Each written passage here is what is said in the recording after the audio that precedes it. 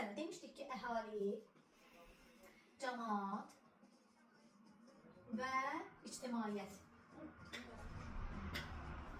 Bu toplu isimlər cəmlənə bilmir. Düzdür? Yəni, layihə şəkilsi qəbul edə bilmir. Yerdə qalan digər toplu isimlər cəm şəkilsini işlənə bilər. Sonra, əgər toplu isimlər cümlənin mübtəda vəzifəsindədirsə, xəbəri olacaq təkdə. Məsələn, deyirəm ki, əhali meydana toplaşdılar olar, yoxsa toplaşdı? Toplaşdılar.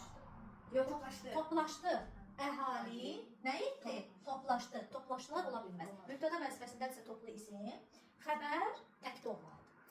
Sonra, bəzi sözlər var ki, uşaqlar bunları toplu isim kimi götürür. Məsələn, bağ, meşə, salxım, nar, qarğıdalı.